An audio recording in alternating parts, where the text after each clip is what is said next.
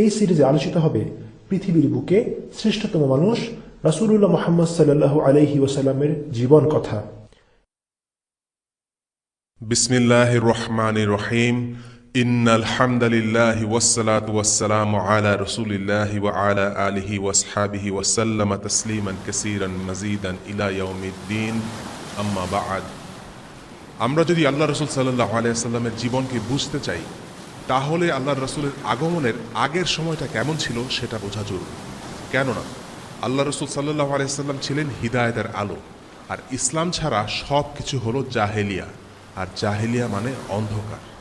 আমরা আলোর উপস্থিতি তখনই কদর করতে পারি যখন আমরা অন্ধকারকে অনুভব করি।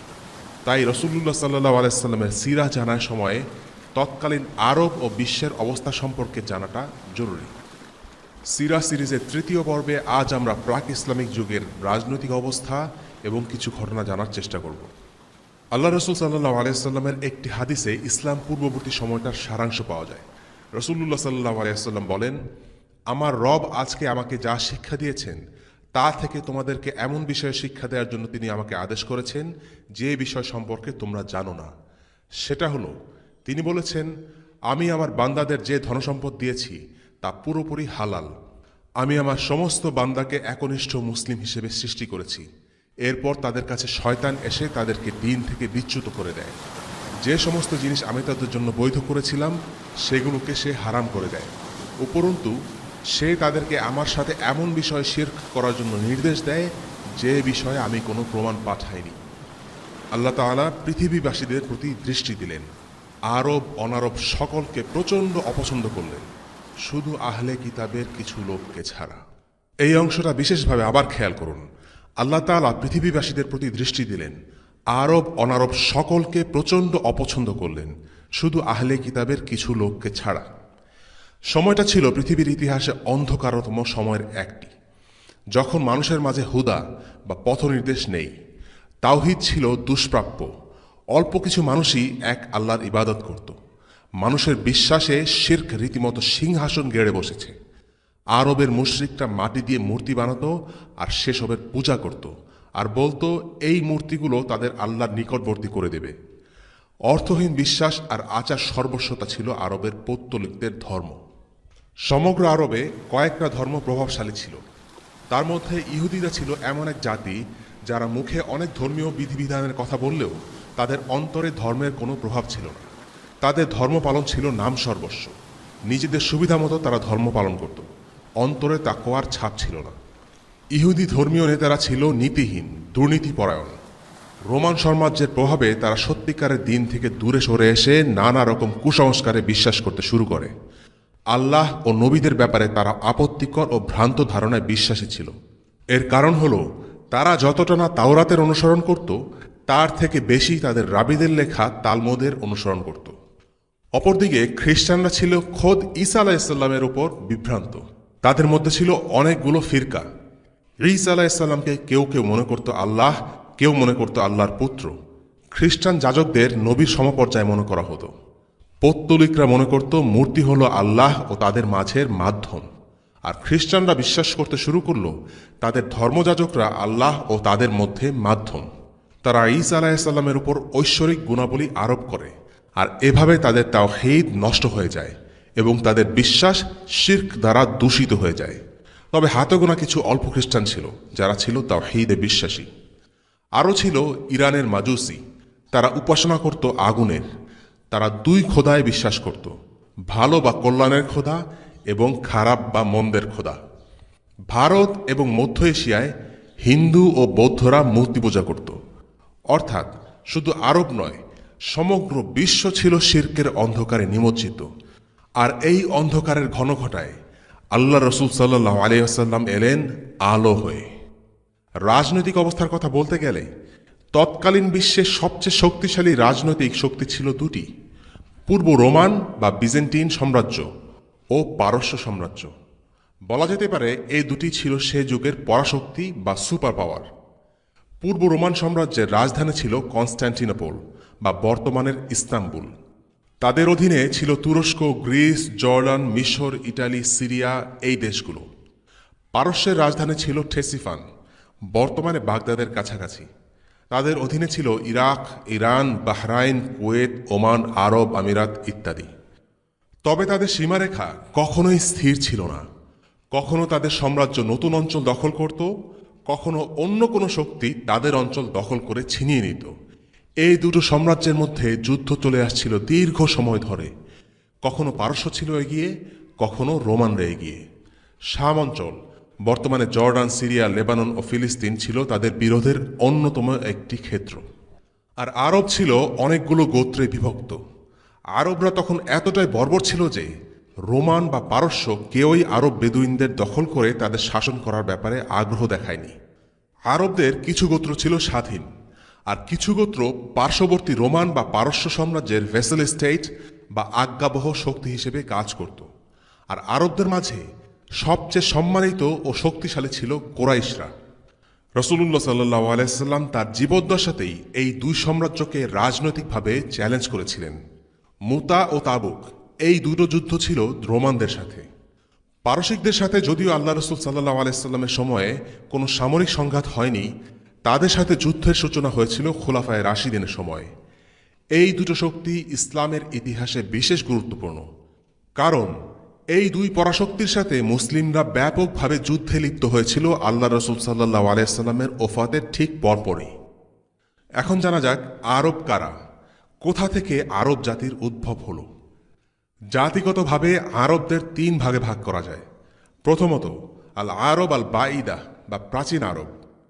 কোরআনে যে আদ ও সামুদ জাতির কথা বলা হয়েছে, যাদের কাছে হুদ ও সালিহ আলাইহিসসালাতুসসালামকে পাঠানো হয়েছিল, তারা ছিল আরব আল বাঈদা। কোরআনে উল্লিখিত ইয়েমেনের সাবারাজ্যও ছিল আরব আল বাঈদা। তবে তাদের এখন কোনো উত্তরসূরি নেই। ইসলামের আগমনের পূর্বেই এই আরবরা পৃথিবীর বুক থেকে হারিয়ে যায়। দ্বিতীয়ত, আল আরব আল আরিবা বা কাহতানি আরব। এদের পিতা হল ইয়ারুব ইবন ইয়াসজুব ইবন কাহতান। মূলত ইয়েমেনের রাজারা ছিল কাহতানি আরব। আরবের দক্ষিণ দিকে এদের বসবাস। এবং তৃতীয়ত, আল আরব আল আদনানি। তাদের বংশীয় ধারা শুরু হয়েছে আদনান নামের এক ব্যক্তি থেকে। তারা বিশুদ্ধ আরব ছিল না, বরং তাদের সাথে অনারবদের মিশ্রণ হয়েছে। আল্লাহ রাসূল সাল্লাল্লাহু আলাইহি সাল্লাম ছিলেন আদনানি আরব। আরবের উত্তরে আদনানি গোত্রগুলো থাকত। ইসমাইল আলাইহিস সালামের যে বংশধারা, সেখান থেকেই একটি ধারা হলো আদনানি আরব। আর আরবদের ইতিহাসের কথা বললে ইব্রাহিম আলাইহিস সালাম মক্কায় জনবসতি এবং জমজম কূপের ইতিহাস চলে আসে। ইব্রাহিম আলাইহিস সালাম তার স্ত্রী হাজেরা ও সদ্যজাত পুত্র ইসমাইলকে নিয়ে হিজাজের উদ্দেশ্যে যাত্রা করেন। তিনি তাদেরকে যে জায়গাটিতে নিয়ে যান, সেই জায়গাটি এখন মক্কা নামে পরিচিত। ওই সময় মক্কা ছিল জনমানব শূন্য। তবে যে স্থানে কাবা নির্মাণ করা হয়েছিল, তা সৃষ্টি শুরু থেকেই পবিত্র ছিল। ইব্রাহিম আলাইহিস সালাম তার স্ত্রী ও পুত্রকে অল্প কিছু পানি ও এক থলে খেজুর সহ সেই নিরিবিলি জায়গায় রেখে আসেন। তারপর কিছু না বলেই সেখান থেকে উল্টো পথে হাঁটা শুরু করেন। হাজেরা আলাইহিস সালাম বুঝতে পেরেছিলেন যে তার স্বামী তাদেরকে রেখে যাবেন, কিন্তু তিনি এটা আশা করেননি যে এরকম জনমানবহীন মরুভূমির মাঝে তিনি তাদেরকে এভাবে ফেলে চলে যাবেন। তিনি স্বামীর পিছে পিছে গিয়ে প্রশ্ন করেন, ইব্রাহিম, আপনি কি আমাদেরকে এখানে ফেলে রেখে যাচ্ছেন? এখানে না আছে কোনো জনবসতি, না কোনো ফল ফসল। ইব্রাহিম আলাইহিস সালাম চুপ করে রইলেন। তার স্ত্রী আবারও সেই একই প্রশ্ন করল। ইব্রাহিম আলাইহিস সালাম কোনো উত্তর দিলেন। তৃতীয়বার জিজ্ঞেস করা হলো, তখনও তিনি নিশ্চুপ। হাজেরা আলাইহিস সালাম প্রশ্ন করলেন, তবে কি আল্লাহ তাআলা আপনাকে এই নির্দেশ দিয়েছেন? এবার উত্তরে এলো, হ্যাঁ। হাজেরা বললেন, তাহলে চিন্তার কোনো কারণ নেই। আল্লাহ তাআলাই আমাদের দেখাশোনা করবেন, তিনি আমাদের কখনোই অবহেলা করবেন না। হাজেরা জানতেন, যদি আল্লাহ তাআলার আদেশে ইব্রাহিম আলাইহিস সালাম তাদেরকে এমন জনমানবহীন অঞ্চলেও রেখে যান, তবুও দুশ্চিন্তার কোনো কিছু নেই, কেননা আল্লাহ তাআলাই এই আদেশ করেছেন। আল্লাহ তাআলার উপর তার এই বিশ্বাস আছে যে আল্লাহ তাআলাই তাকে দেখে রাখবেন। যদি সে আদেশ হয় এরকম নিরিবিলি স্থানে একাকী বসবাস করা, তবে সেখানেও আল্লাহর হেফাজতের চাদর তাদের ঘিরে রাখবে। ইব্রাহিম আলাইহিস সালাম চলে গেলেন। তিনি অনেক দূর চলে গেলেন যে তার স্ত্রী ও ছেলেকে আর দেখা যাচ্ছিল না। তখন কাবার দিকে মুখ ফিরিয়ে তিনি আল্লাহ তাআলার কাছে একটি দোয়া করেন। এই চমৎকার দোয়াটি কোরআনের সূরা ইব্রাহিমে আছে। হে আমাদের রব, আমি নিজের এক সন্তানকে তোমার পবিত্র গৃহের সন্নিকটে অনর্বর উপত্যকায় আবাদ করেছি। হে আমাদের রব, যাতে তারা সালাত কায়েম রাখে। আপনি কিছু লোকের অন্তর তাদের প্রতি অনুরাগী করে দিন এবং তাদেরকে রিজিক প্রদান করুন ফল ফলাদি থেকে, যাতে তারা কৃতজ্ঞতা প্রকাশ করে। সূরা ইব্রাহিম আয়াত ৩৭।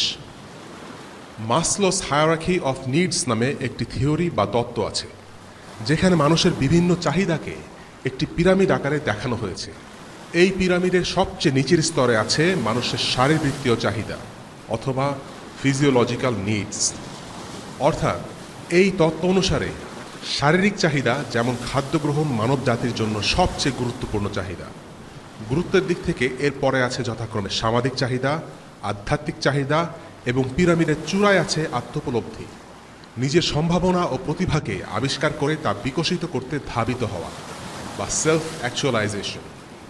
মাসলোর এই তত্ত্ব অনুসারে বলতে হয়, একজন মানুষ প্রথমে তার শারীরবৃত্তীয় চাহিদা পূরণ করতে সচেষ্ট হবে, তারপর দলবদ্ধ হয়ে থাকতে শুরু করবে, এরপর ধর্মের খোঁজ করবে এবং সবশেষে সে নিজস্ব স্বকীয়তা ও সৃষ্টিশীলতার সন্ধান করতে শুরু করবে। কিন্তু ইব্রাহিম আলাইহিসসালামের দোয়াতে এই তত্ত্বের পিরামিড থেকে সম্পূর্ণ উল্টো রূপে দেখা যায়। তিনি তার পরিবারের জন্য আল্লাহ তাআলার কাছে প্রথমেই যা চেয়েছেন তা হলো লিউকিমুস-সালাহ, যেন তারা সালাত কায়েম করে। অর্থাৎ তিনি প্রথমে অগ্রাধিকার দিয়েছেন আধ্যাত্মিক চাহিদার পূরণের প্রতি। এরপর তিনি দোয়া করেছেন ফাজআল আফইদাতাম মিনান নাস, আপনি কিছু লোকের অন্তরকে তাদের প্রতি আকৃষ্ট করুন। এখানে তিনি তার পরিবারের জন্য মানুষের অন্তরে ভালোবাসা গড়ে দেওয়ার জন্য আল্লাহ তাআলার কাছে অনুরোধ করছেন। এটি হলো তার পরিবারের জন্য সামাজিক চাহিদা। সবশেষে আল্লাহ তাআলার কাছে তিনি যা চাইলেন তা হলো রিজক, অর্থাৎ তাদের শারীরবৃত্তীয় চাহিদা পূরণ। ওয়ারজুকহুম মিনাস সামারাত, তাদেরকে ফল ফলাদি দ্বারা রুজি দান করুন। তবে এখানে এটাও লক্ষণীয় যে ইব্রাহিম আলাইহিসসালাম তার দুআর শেষ অংশে শুধুমাত্র রুজির ব্যবস্থা করে দেওয়ার জন্যই অনুরোধ করেননি, বরং এর সাথে ইবাদতের ব্যাপারটিও যুক্ত করে দিয়েছেন। তিনি বলেছেন লাআল্লাহুম ইয়াশকুরুন, যেন তারা শুকরিয়া আদায় করে, কৃতজ্ঞতা প্রকাশ করে। ইব্রাহিম আলাইহিসসালাম চলে গেলেন। বিবি হাজেরার কাছে যে অল্প খাবার ছিল তা কিছুদিনের মধ্যেই শেষ হয়ে গেল। আর ইসমাইল আলাইহিসসালাম তখনও ছিলেন দুধের শিশু। হাজেরা তার শিশুকে বুকের দুধ খাওয়াচ্ছিলেন, কিন্তু সেই দুধও একসময় শুকিয়ে গেল। ইসমাইল প্রচণ্ড ক্ষুধায় কাঁদছে। সন্তানের কান্না সহ্য করতে না পেরে মা খাদ্যের খোঁজে বের হলেন। একটি পাহাড় বেয়ে উপরে উঠতে লাগলেন। এ পাহাড়ই পরে আস-সাফা নামে পরিচিত হয়েছিল। সেই পাহাড়ের উপরে উঠে একবার ডানে তাকান, আবার বাঁয়ে তাকান, কিন্তু কাছাকাছি কোনো মানব বসতির সন্ধান দেখতে পেলেন না। এরপর পাহাড় থেকে নেমে উপত্যকা ফিরে এলেন। কাপড় গুটিয়ে এবার উঠতে লাগলেন আরেকটি পাহাড়ে, পরবর্তীতে যা আল মারওয়া নামে পরিচিত হয়। এই পাহাড়ের চূড়ায় উঠেও ডানে বাঁয়ে তাকাতে লাগলেন, কিন্তু এবারও কাউকে দেখতে পেলেন না। একদিকে পুত্র ইসমাইল প্রচণ্ড ক্ষুধায় কাতরাচ্ছে, অন্যদিকে মা হাজেরা কিছু পাওয়ার আশায় আস-সাফা ও আল মারওয়া পাহাড় দুটির মাঝে ছোটাছুটি করছে। এভাবে ইতিমধ্যে 7 বার 2 পাহাড়ে ওঠানামা করা হয়ে গেছে।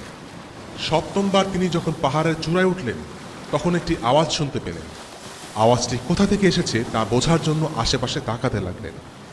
হঠাৎ অবাক বিস্ময় আবিষ্কার করলেন যে শিশু ইসমাইল আলাইহিসসালামের পায়ের কাছ থেকে আওয়াজটি আসছে। আল্লাহ তাআলার নির্দেশে জিবরিল আলাইহিসসালাম সেখানে জমজম কূপ খনন করে দিয়েছেন, আর হাজের আলাইহিসসালাম এই কূপের আওয়াজই শুনতে পেয়েছিলেন। প্রচণ্ড খুশিতে তিনি পানির উৎসের দিকে দৌড়ে গেলেন। মরুভূমিটি শুষ্ক ছিল, তাই পানি শুকিয়ে যেতে পারে চিন্তা করে হাজের আলাইহিসসালাম পানি ধরে রাখার জন্য কুয়ার মতো একটি জায়গা তৈরি করলেন। এই ঘটনা বর্ণনা করার সময় রাসূলুল্লাহ সাল্লাল্লাহু আলাইহি ওয়াসাল্লাম বলেছিলেন, ইসমাঈল আলাইহিসসালামের মায়ের উপর আল্লাহ তাআলা রহম করুন।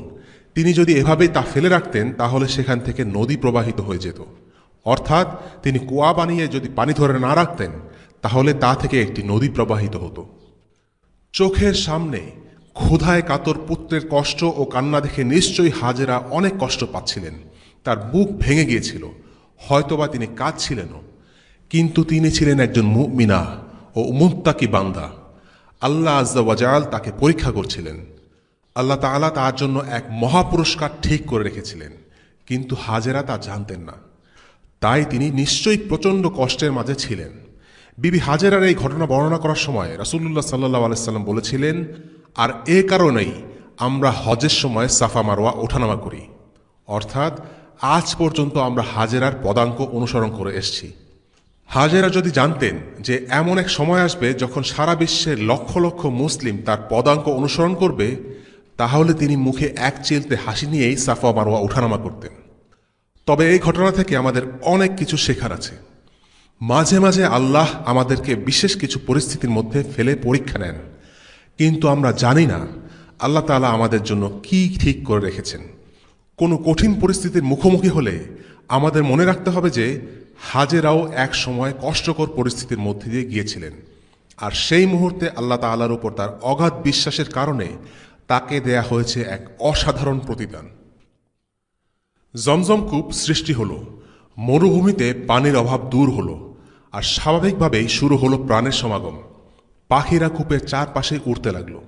সেখানে তখন জুরহুম নামের একটি যাযাবর গোত্র ছিল। এদের আদি নিবাস ছিল ইয়েমেনে, কিন্তু তারা ইয়েমেন ত্যাগ করে এখানে চলে আসে। ইয়েমেনের ইতিহাস থেকে জানা যায় যে বিভিন্ন সময়ে ব্যাপক হারে লোকজন এই স্থান ছেড়ে চলে গিয়েছিল। এরকম একটি ঘটনা কোরআনে উল্লেখ করা হয়েছে। তখন ইয়েমেনে সাবা জাতির বসবাস ছিল। তারাই প্রথমবারের মতো সেখানে একটি বাঁধ তৈরি করেছিল। যে মরুভূমিতে বৃষ্টি হয় না বললেই চলে, সে মরুভূমিতে বাঁধ দেওয়ার কারণে সারা বছর পানি সরবরাহ তৈরি হলো। পানির এই সহজলভ্যতা আরবের মাঝে এক বিশাল জাতির জন্ম দিল। কোরআনে বর্ণিত আছে, তাদের ব্যাপক সম্পদ আর চাষাবাদের কারণে তাদের ভ্রমণ করতে কোনোই কষ্ট হতো না, কেননা তারা বিভিন্ন জায়গা জুড়ে অনেকগুলো উপনিবেশ স্থাপন করেছিল। তাই তাদের থাকা খাওয়ার কোনো জায়গার অভাব ছিল না। কিন্তু এ জাতির লোকেরা আল্লাহ তাআলার অবাধ্য ছিল, তাই আল্লাহ তাআলা তাদের বাঁধ ধ্বংস করে দেন। এর ফলে পুরো এলাকা পানিতে ভেসে যায় এবং লোকজন ইয়েমেন ত্যাগ করে আশেপাশের বিভিন্ন এলাকা যেমন আন-নাজদ, আল হিজাজ, ইরাক, আশাম ও মদিনা ইত্যাদি এলাকা জুড়ে ছড়িয়ে পড়ে। জুরহুম গোত্র অবশেষে হিজাজে এসে বসতি স্থাপন করে। তবে তারা সেই প্লাবনের আগে এসেছিল নাকি পরে, সে সম্পর্কে আল্লাহ তাআলাই ভালো জানেন। মক্কা ও এর আশেপাশের এলাকা সম্পর্কে জুরহুম গোত্রের ভালো ধারণা ছিল। তারা ভালো করে জানত যে ওই এলাকায় পানির কোনো উৎস নেই, তাই ওই এলাকার আশেপাশে ব্যাপক হারে পাখিদের ঘোরাঘুরি করতে দেখে তারা বেশ অবাক হয়ে গেল। সেখানে কি ঘটছে দেখার জন্য 2 জন লোক পাঠালো। তারা ফিরে এসে জানালো যে সেখানে একটি কূপ রয়েছে। এরপর জুরহুম গোত্রের লোকেরা জমজম কূপের কাছে গেল। মা হাজেরার দিকে ছুড়ে দিল এক অদ্ভুত প্রশ্ন, আর তিনিও তাদের অদ্ভুত প্রশ্নের জবাবে অদ্ভুত একটি উত্তরই দিয়েছিলেন। তারা জিজ্ঞেস করেছিল, আমরা কি এখানে বসতি স্থাপন করতে পারি? জুরহুম ছিল যোদ্ধাদের গোত্র, আর তারা কিনা বসতি স্থাপনের জন্য এক মহিলার অনুমতির তোয়াক্কা করছে। বিবি হাজেরা ছিলেন এমন এক মহিলা যার সাথে ওই সময় একমাত্র শিশু সন্তান ইসমাইল ছাড়া আর কোনো পুরুষ ব্যক্তি ছিল না। তারা চাইলেই হাজেরাকে সেখান থেকে এক ধাক্কায় বের করে দিতে পারত, কিন্তু তারা বেশ ভদ্রতা করে তার কাছে অনুমতি চাইল। হাজেরা বললেন, ঠিক আছে, তোমরা থাকতে পারো, তবে আমার একটি শর্ত আছে, আর তা হলো এই কূপ আমার অধীনে থাকবে। ব্যাপারটা বেশ মজার। তিনি ছিলেন একাকী এক মহিলা যার তাদের সাথে পেরে ওঠার কোনো ক্ষমতাই নেই, আর তিনি কিনা তাদের সাথে দর কষাকষি করছেন আর শর্ত আরোপ করছেন, যেখানে কিনা তারা চাইলেই তাকে সেখান থেকে হটিয়ে দিতে পারত। যাই হোক, জুরহুম গোত্র তার এই শর্তে রাজি হয়ে গেল। রাসূলুল্লাহ সাল্লাল্লাহু আলাইহি সাল্লাম বলেছেন, হাজেরা মনে মনে চাইছিলেন যেন এই গোত্র এখানেই বসতি স্থাপন করুক। তিনি চাচ্ছিলেন এখানে একটা জনবসতি গড়ে উঠুক, কিন্তু এটাও চাচ্ছিলেন যেন বিষয়টা যথাযথভাবে হয়। অবশেষে জুরহুম গোত্র জমজম কূপের নিকটস্থ এলাকায় বসতি স্থাপন করে, আর এই এলাকাটি পরবর্তীতে মক্কা নামে পরিচয় লাভ করে। ইসমাইল আলাইহিস সালাম তাদের মাঝেই বড় হয়ে উঠতে লাগলেন। জুরহুম গোত্রের ভাষা ছিল আরবি। ইসমাইল আলাইহিস সালাম সেটাও রপ্ত করে ফেললেন। তার পিতা ইব্রাহিম আলাইহিস সালাম ছিলেন ইরাকের অধিবাসী, আর সে সময় ইরাকে অন্য ভাষা চালু ছিল। ইসমাইল আলাইহিস সালাম জুরহুম গোত্রের এক মহিলাকে বিয়ে করেন, আর সেখান থেকেই শুরু হয় রাসূলুল্লাহ সাল্লাল্লাহু আলাইহি সাল্লামের বংশধারা। সে সময়ে মক্কার রাজনৈতিক নেতৃত্ব জুরহুম গোত্রের হাতে ছিল। পরবর্তীতে ইব্রাহিম আলাইহিস সালাম মক্কায় এসে পুত্র ইসমাইলকে সাথে নিয়ে কাবাঘর নির্মাণ করেন। মক্কার ধর্মীয় নেতৃত্ব ছিল ইসমাইল আলাইহিস সালামের হাতে, আর তা যুগ যুগ ধরে তার উত্তরসূরিদের মাঝে বহাল ছিল। জুরহুম গোত্রের হাতে রাজনৈতিক ক্ষমতা থাকলেও ধর্মীয় কর্তৃত্ব কখনোই তারা লাভ করেনি। এর সাথেই প্রাসঙ্গিকভাবে এসে যায় কুরাইশ বংশের উৎপত্তি। জুরহুম গোত্র দীর্ঘদিন ধরে মক্কা ছিল। ধীরে ধীরে তারা দুর্নীতিগ্রস্ত হয়ে পড়ে এবং ক্ষমতার অপব্যবহার শুরু করে। তখন আল্লাহ তাআলা তাদের মাঝে বনু খোজা গোত্রকে পাঠান। বনু খোজা জুরহুম গোত্রকে মক্কা থেকে বের করে দেয়। বনু খোজা ছিল একটি ইয়েমেনি গোত্র এবং অন্যান্য গোত্রসমূহের মতো এটিও ইয়েমেন ত্যাগ করেছিল। অবশেষে তারা হিজাজে কর্তৃত্ব স্থাপন করে। এদিকে জুরহুম মক্কা ছেড়ে যাওয়ার আগে দুটো কাজ করল। প্রথমত, তারা জমজম কূপের মুখ বন্ধ করে দিল এবং এর সমস্ত চিহ্ন মুছে দিল। দ্বিতীয়ত, আল কাবার ভিতরে যে মূল্যবান সম্পদগুলো ছিল সেগুলো তারা সাথে করে নিয়ে গেল। জুরহুম গোত্র চলে যাওয়ার পর স্বাভাবিকভাবেই মক্কার শাসন ক্ষমতা চলে গেল বনু খুজাআর হাতে। যদিও সে সময় ইসমাইল আলাইহিসসালামের বংশধররা সংখ্যায় অনেক গুণ বেড়ে যায় এবং অনেক গোত্রে বিভক্ত হয়ে সমগ্র আরবে ছড়িয়ে পড়ে, মক্কায় একটি মাত্র শাখা গোত্র রয়ে যায়, আর এই শাখা গোত্রটির নাম হলো কুরাইশ। অর্থাৎ ইসমাইল আলাইহিসসালাম থেকে উদ্ভূত গোত্রগুলোর একটি হলো কুরাইশ। তবে মক্কার কর্তৃত্ব তখনও কুরাইশদের হাতে নয়, বরং বনু খুজার হাতেই ছিল। বনু খুজার অন্যতম নেতা ছিল আমর ইবনে লুহাই আল খুজাই। আরবের ধর্মীয় পটভূমির আলোচনায় তাকে নিয়ে বিশদভাবে আলোচনা করা হবে। অন্যদিকে কুরাইশদের নেতা ছিল কুসাই বিন কালব। সে সকল কুরাইশকে ঐক্যবদ্ধ করে বনু খুজার বিরুদ্ধে বিদ্রোহ করে এবং তাদেরকে পরাজিত করে মক্কা থেকে বের করে দেয়। প্রথমবারের মতো মক্কার রাজনৈতিক ও ধর্মীয় উভয় নেতৃত্ব কুসাই তথা কুরাইশদের হস্তগত হয়। কুসাইয়ের হাতে তখন কাবা ঘরের অভিভাবকত্ব চলে আসে। সে একই সাথে কাবা ঘরের সিকায়াহ ও নিফাদার ব্যাপারে কর্তৃত্বশীল হয়। সিকায়াহ ও নিফাদা হল কাবায় আগত হাজিদের খাবার ও পানি পান করানোর দায়িত্ব। এই কাজগুলো সাধারণভাবে খুব আহামরি মনে না হলেও আরবে আল্লাহ তাআলার অতিথিদেরকে আপ্যায়ন করতে পারাটা অত্যন্ত সম্মানজনক একটি ব্যাপার ছিল। এই দায়িত্ব লাভের মাধ্যমে হজ করতে আগত হাজিদের মেহমানদারির দায়িত্ব বর্তায় কুরাইশদের উপর। তৎকালীন কুরাইশদের রাজনৈতিক পরিষদ আর নাদওয়ার কর্তৃত্ব কুসাই বিন কলবের হাতে ছিল। আর নাদওয়া ছিল অনেকটা বর্তমান যুগের সংসদের মতো। তার হাতে আরও ছিল আল লিওয়ার নিয়ন্ত্রণ। আল লিওয়া ছিল যুদ্ধের ব্যানার, অর্থাৎ যুদ্ধ ঘোষণা দেওয়ার সর্বময় ক্ষমতাও ছিল কুসাইয়ের হাতে। এক কথায় বলা যায় যে কুসাই বিন কলব ছিল তৎকালীন মক্কার একচ্ছত্র অধিপতি। কুসাই বিন কলবের মৃত্যুর পর এসব ক্ষমতা তার সন্তানরা নিজেদের মাঝে ভাগ করে নেয়। কুসাইয়ের নাতি আমর পৈতৃক সূত্রে হাজিদের খাবার ও পানীয় দিয়ে আপ্যায়ন করার দায়িত্ব লাভ করেন। সচরাচর শুধুমাত্র স্যুপ দিয়ে হাজিদের আপ্যায়ন করা হতো, কিন্তু আমর এই খাবারে কিছুটা নতুনত্ব আনেন।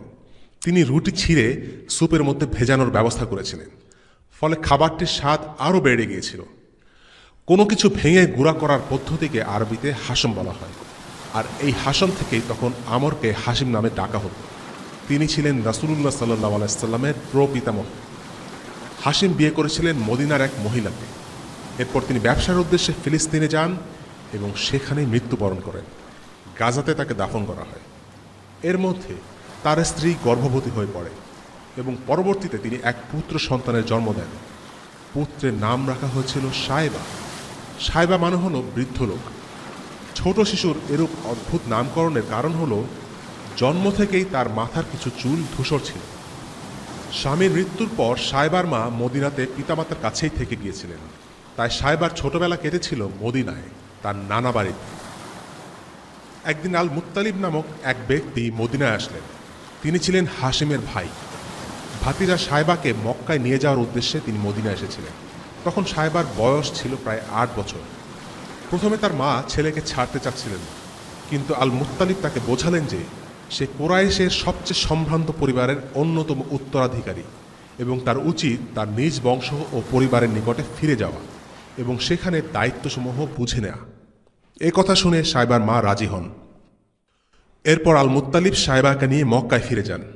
সাইবাকে এর আগে মক্কায় কেউ দেখেনি। তখনকার দিনে দাস কেনা বেচা খুব সাধারণ একটি ব্যাপার ছিল, তাই লোকজন আল মুত্তালিবের সাথে এই অচেনা ছোট ছেলেটিকে দেখে ভেবেছিল সে বোধ হয় আল মুত্তালিবের দাস। তাই তারা সাইবাকে আব্দুল মুত্তালিব বলে ডাকতে থাকে। আর এই আব্দুল মুত্তালিব হলেন রাসূলুল্লাহ সাল্লাল্লাহু আলাইহি ওয়াসাল্লামের দাদা। তার আসল নাম ছিল সাইবা, কিন্তু লোকেরা মুত্তালিবের দাস ভেবে তাকে আব্দুল মুত্তালিব নামে ডাকতে শুরু করেছিল। আব্দুল মুত্তালিব বা রাসূলুল্লাহ সাল্লাল্লাহু আলাইহি সাল্লামের দাদা ছিলেন রাসূলুল্লাহ সাল্লাল্লাহু আলাইহি সাল্লামের আবির্ভাবের আগ পর্যন্ত সবচেয়ে বিখ্যাত ব্যক্তি। তার জীবনে 3টা ঘটনা আছে যেগুলো কুরাইশদের ইতিহাসে খুব গুরুত্ববাহী এবং তাৎপর্যপূর্ণ। সেগুলো নিয়ে আলাদা আরেকটা পর্বে বিশদভাবে আলোচনা করা হবে। আল্লাহ পাক কোরআনে বলেছেন, ওয়ালাকাদ বাআসনা ফি কুল্লি উম্মাতির রাসূলান, আমি প্রত্যেক উম্মতের মধ্যেই রাসূল প্রেরণ করেছি। প্রত্যেক জাতির জন্যই আল্লাহ পাক নবী পাঠিয়েছেন এবং আরব জাতির জন্য নবী ছিলেন ইব্রাহিম আলাইহিস সালাম এবং তার ছেলে ইসমাঈল আলাইহিস সালাম। এজন্য কোরআনে আল্লাহ পাক একাধিকবার বলেছেন, মিল্লাত আবিকুম ইব্রাহিম, এই হলো তোমাদের পিতা ইব্রাহিমের ধর্ম। ইব্রাহিম আলাইহিস সালাম দ্বীন ইসলাম প্রতিষ্ঠা করার সময় কিছু প্রথা প্রতিষ্ঠা করে যান। তার মধ্যে একটি হলো মক্কার পবিত্রতা। মক্কার পবিত্রতাকে আমরা হারাম বলে থাকি। নিষিদ্ধর যে অনুবাদ হারাম, এই হারাম সেই একই শব্দ। হারাম বলার পেছনে কারণ হলো কিছু কাজ মক্কার বেষ্টনীর বাইরে হালাল কিন্তু ভিতরে হারাম। এটা একটা পবিত্রতা। উদাহরণস্বরূপ, আপনি এই হারাম বেষ্টনীর ভিতরে কোনো শিকার করতে পারবেন না। একটা হরিণ দেখলেন কিন্তু একে শিকার করা যাবে না, এটা এখানে নিষিদ্ধ। এবং এখানে কোনো গাছ উপড়ে ফেলা যাবে না, এমনকি কোনো কারণ ছাড়া গাছ থেকে একটা পাতাও ছেঁড়া যাবে না। আল্লাহ সুবহানাহু ওয়া তাআলা সূরা আলে ইমরানের 97 নম্বর আয়াতে বলছেন, ওয়ামান দাখালাহু কানা আমিনা, যে এর মধ্যে প্রবেশ করলো সে নিরাপত্তা লাভ করল। এবং এই নিয়মটা আজও পর্যন্ত বহাল আছে ইসলামিক শরিয়াতে। কোনো অপরাধীও অপরাধ করার পর যদি হারামের মধ্যে নিরাপত্তার জন্য আসে, সে নিরাপদ, কারণ এটা হারাম। এবং জাহিলিয়াতের যুগেও আরবরা এই প্রথাটা পালন করে আসছিল। ইবনে আব্বাস রাদিয়াল্লাহু আনহু বলেন, জাহিলিয়াতের সময় আমরা দেখতাম কেউ তার পিতার খুনিকে দেখছে তাওয়াফ করতে, কিন্তু তার একটা চুলও স্পর্শ করবে না, কারণ এটা হলো হারাম, এর মধ্যে কোনো কিছুই করা যাবে না। ইব্রাহিম আলাইহিস সালাম কাবার প্রতি সম্মান প্রদর্শনপূর্বক এই প্রথাটি চালু করেন। আরেকটি প্রথা যা ইব্রাহিম আলাইহিস সালাম প্রতিষ্ঠা করে গিয়েছিলেন তা হলো 4টি পবিত্র মাস। এই 4টি পবিত্র মাস হলো দুলকাদা, জুলহিজ্জা, মুহাররম এবং রজব। এই 4 মাসের মধ্যে কোনো যুদ্ধ বিগ্রহ করা যাবে না, সবাই শান্তিতে থাকবে। এবং এই পবিত্র 4 মাসের কারণে তাদের অর্থনীতিটা অনেকটা চাঙ্গা হতো। যেসব গোত্র নিজেদের মধ্যে যুদ্ধে লিপ্ত ছিল তারাও ব্যবসা করার সুযোগ পেত এবং এভাবে সমাজে শান্তি বিরাজ করত। এবং সবচেয়ে গুরুত্বপূর্ণ প্রথাটি যা তিনি প্রতিষ্ঠা করে গিয়েছিলেন তা অবশ্যই হজ এবং তার রীতিনীতি। এর মধ্যে আছে তাওয়াফ করা, সাফা মারওয়ার মধ্যে সাই করা, হারামের বাইরে পশু কোরবানি করা এবং পশুকে সাজানো। পশুকে সাজানোর ব্যাপারটা আমরা অনেকেই জানি না, কিন্তু আমাদের শরীয়তেও আছে। যখন আমরা পশুকে কোরবানির জন্য সিলেক্ট করি তখন তাকে সাজাই। আগে লোকেরা দূর দূরান্তের গ্রাম থেকে শহর থেকে পশু নিয়ে যেত কোরবানি করার জন্য এবং সেই পশুকে সাজানো হতো, তাদের গলায় মালা দেয়া হতো, যাতে সবাই বোঝে যে এই পশুগুলো কোরবানির জন্য নেওয়া হচ্ছে। এই প্রথা কোত্থেকে আসলো? অবশ্যই ইব্রাহিম আলাইহিস সালামের কাছ থেকে। এখানে একটা গুরুত্বপূর্ণ বিষয় বলা দরকার। অমুসলিম গবেষকরা বলে ইসলাম এর সংস্কৃতি অনেক কিছুই পৌত্তলিকদের সংস্কৃতি থেকে নিয়েছে। যেমন পৌত্তলিকরা কাবাকে পবিত্র মনে করত, তারা তাওয়াফ করত, তারা এই করত সেই করত। আসলে এটা সবকিছুই দৃষ্টিকোণের ব্যাপার। একটা গ্লাসকে অর্ধেক খালি অথবা অর্ধেক ভরা ভাবে ব্যাখ্যা করা যেতে পারে। অমুসলিম হিসাবে স্বাভাবিকভাবেই তারা এটা ইব্রাহিম আলাইহিস সালামের প্রতিষ্ঠিত প্রথা হিসাবে মানতে রাজি না। এই প্রথাগুলো পৌত্তলিকদের কাছ থেকে এসেছে, এই দৃষ্টিকোণ থেকে দেখাটা তাদের চিন্তাভাবনা অথবা তাদের এজেন্ডাকে স্যুট করে। কিন্তু মুসলিম হিসেবে আমরা জানি এ সবই ইব্রাহিম আলাইহিস সালামের প্রতিষ্ঠিত রীতিনীতি এবং রাসূলুল্লাহ সাল্লাল্লাহু আলাইহি সাল্লাম পৌত্তলিকতাকে নির্মূল করে ইব্রাহিম আলাইহিস সালামের আসল আদর্শকে পুনরুজ্জীবিত করেছেন। সুতরাং আরবদের নবী ছিলেন ইব্রাহিম আলাইহিস সালাম এবং তারপর ইসমাঈল আলাইহিস সালাম, এবং তাদের দাওয়াত ছিল তাওহীদের দাওয়াত। তাহলে পৌত্তলিকতার সূচনা কোত্থেকে হলো? আসলে তারা প্রথমত মুসলিমই ছিল, কিন্তু কালের পরিক্রমায় তারা একটা সময়ে এসে মুশরিক হয়ে যায়।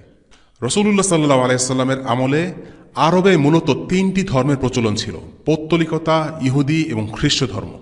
এবং আরবের শিরকের উদ্ভব বা পৌত্তলিকতার সূচনার ইতিহাস বলতে গেলে প্রথমে যে ব্যক্তির নামটি আসে সে হলো আমর বিন লুহাই আল খুজাই, যে ছিল খুজা গোত্রের নেতা। সে ছিল বেশ উদারমনা এবং ক্ষমতাবান এক ব্যক্তি। তাকে তার গোত্রের লোকেরা অনেক সম্মান করত। তারা তাকে এতটাই সম্মান করত যে তার কথাকে আইন হিসেবে মেনে নিত। একবার আমর বিন লুহাই ব্যবসার উদ্দেশ্যে আসামে যায়। আসাম বলতে সিরিয়া, ফিলিস্তিন, লেবানন এবং জর্ডানকে বোঝানো হয়ে থাকে। সেখানে সে কিছু মূর্তি দেখে। স্থানীয় লোকদেরকে এগুলোর ব্যাপারে জিজ্ঞাসা করা হলে তারা তাকে বলে, মূর্তিগুলো আমাদের এবং আল্লাহর মধ্যে মধ্যস্থতাকারী। আমরা এক এক রকম সমস্যার জন্য এক এক মূর্তির কাছে সাহায্য চাই। তারা আমাদের হয়ে আল্লাহর কাছে প্রার্থনা করে। মূর্তি পূজার এই প্রথা আমর বিন লুহাই আল খুজাইকে অভিভূত করে। তার মনে হলো যে এই মুহূর্তে আরবদের জন্য এমন একটি প্রথার বিশেষ প্রয়োজন। আরবদের এমন কাউকে দরকার যা তাদের হয়ে আল্লাহর নিকট প্রার্থনা করবে। আমর বিন লুহাই আল খুজাই আসামের লোকদের কাছে একটা মূর্তি চাইল, যেন সে মূর্তিটি তার গোত্রের লোকদের কাছে নিয়ে যেতে পারে। তারা তাকে হুবাল নামের একটা বিশাল মূর্তি দিল। এটা সেই হুবাল যেটা উহুদের যুদ্ধের পর আবু সুফিয়ান বলেছিল, উলু হুবাল, হুবাল জয়ী হয়েছে। তো আমর সেই হুবালের মূর্তি নিয়ে মক্কায় ফেরত গেল এবং হারামে গিয়ে আল কাবা ঠিক এক পাশে একে স্থাপন করল। তার গোত্রের লোকদেরকে বলল যে এই মূর্তিটি তাদের হয়ে আল্লাহর সাথে মধ্যস্থতা করবে। মক্কা ছিল আরবের কেন্দ্রবিন্দু, ধর্মীয় ব্যবস্থাপনার মধ্যস্থল। সেখানে একটি মূর্তি আনার অর্থ হচ্ছে নতুন ধর্মের প্রবর্তন করা। আর এই কারণে মক্কার চারপাশে এই বিদাতটি যেন দাবানলের মতো ছড়িয়ে পড়ল। মানুষের মাঝে এই ভ্রান্ত প্রথাটি ব্যাপকভাবে ছড়িয়ে পড়ার আরেকটি কারণ ছিল ব্যক্তি হিসেবে সমাজে আমর বিন লুহাই আল খুজাইয়ের গ্রহণযোগ্যতা, তাকে অন্ধভাবে অনুসরণ করতে চাওয়ার প্রবণতা। তিনি তার গোত্রের মধ্যে অন্যতম সম্মানিত ব্যক্তি ছিলেন, তাই সবাই তাকে অনুসরণ করতে চাইত। মূর্তি বানানো এবং তা বিভিন্ন গোত্রের কাছে বিক্রি করা মক্কার একটি আলাদা ব্যবসায় রূপ নিল। বিভিন্ন গোত্র মক্কায় আসত এবং মানুষ তাদের পছন্দের মূর্তি কিনে নিয়ে চলে যেত। তারা বহনযোগ্য মূর্তি বানানো শুরু করল, যাতে মূর্তিগুলো নিয়ে বিভিন্ন জায়গায় ভ্রমণ করা যায়। মূর্তি পূজার বিষয়ে ওমর রাদিয়াল্লাহু আনহুর একটা ঘটনা আছে। একদিন ওমরকে দেখা গেল একবার তিনি হাসছেন, আবার তিনি কাঁদছেন। তাকে জিজ্ঞাসা করা হলো কেন তিনি এমন করছেন। তিনি বললেন, আমি জাহিলি যুগের একটা দিনের কথা ভেবে হাসছি। সেদিন আমি ভ্রমণে বের হয়েছিলাম। হঠাৎ আমার মূর্তি পূজা করার শখ জাগল, কিন্তু আমার মনে পড়ল যে আমি মূর্তিটি ফেলে এসেছি। তাই আমি উপাসনা করার জন্য একটা উপায় বের করার চেষ্টা করলাম। তখন আমার সাথে ছিল কিছু খেজুর। আমি সেই খেজুরগুলো দিয়ে একটি মূর্তি বানালাম এবং সেই মূর্তির পূজা করলাম। কিন্তু সেই রাতে আমার অনেক খিদে পায়। তখন আমি খেজুরের তৈরি মূর্তিটি খেয়ে ফেলি। ওমর রাদিয়াল্লাহু আনহু পুরনো দিনগুলোর কথা মনে করছিলেন এবং অনুধাবন করছিলেন যে মূর্তি পূজারীরা কতটা বোকা। এভাবেই ইসলাম মানুষকে বদলে দেয়। এটাই ইসলামের কারামত। ইসলাম মানুষকে তুচ্ছ অবস্থান থেকে অনেক উঁচু স্থানে উন্নীত করে। ওমর ইবনুল খাত্তাব রাদিয়াল্লাহু আনহুর ব্যাপারে আব্বাস মাহমুদ আল আক্কাদ তার বইয়ে একটি প্রশ্ন তুলেছেন, ইসলাম ছাড়া ওমর বিন খাত্তাব কি হতে পারতেন? এর উত্তরে তিনি ব্যাখ্যা করেন, তিনি তার গোত্রের প্রধান হতে পারতেন, অথবা তিনি কুরাইশ গোত্রের একজন প্রসিদ্ধ নেতা হতে পারতেন, অথবা সর্বোচ্চ তিনি কুরাইশ বংশের নেতা হতেন। তবে তিনি যদি কম বয়সে মারা যেতেন, সেটাই হতো তার জন্য প্রত্যাশিত ও স্বাভাবিক ঘটনা। ইসলাম গ্রহণের পূর্বে তিনি মদ্যপানে অভ্যস্ত ছিলেন। এই বদভ্যাসের জন্য তিনি হয়তো অল্প বয়সে অপরিচিত অবস্থায় মারা যেতে পারতেন, কিন্তু ইসলাম তাকে ও তার অবস্থানকে বদলে দিয়েছে। ইসলাম গ্রহণের কারণে তিনি শুধু সমগ্র আরবের নেতা হননি, পুরো পৃথিবীর 2/3 নেতা হয়েছিলেন। ইসলামের ইতিহাসে তিনি ছিলেন এক অসাধারণ ব্যক্তিত্ব। মক্কায় মূর্তি পূজা সাধারণ ও একটি স্বাভাবিক ব্যাপার হয়ে দাঁড়ায়। বিভিন্ন উদ্দেশ্যের জন্য বিভিন্ন মূর্তি পাওয়া যেত। আল কাবা এইসব মূর্তি দ্বারা অপবিত্র হয়ে যায়। তখন কাবা শরীফে প্রায় 360টি মূর্তি ছিল। চারদিকে শিরকের ছড়াছড়ি। একটি আমদানি করা মূর্তি থেকে শিরক সবার মাঝে ছড়িয়ে পড়ল। দিনে দিনে এটি একটি ব্যবসায় রূপ নেয়। আর এভাবেই ইসমাইল আলাইসাল্লামের আনিত দিনের বিকৃতি ঘটে।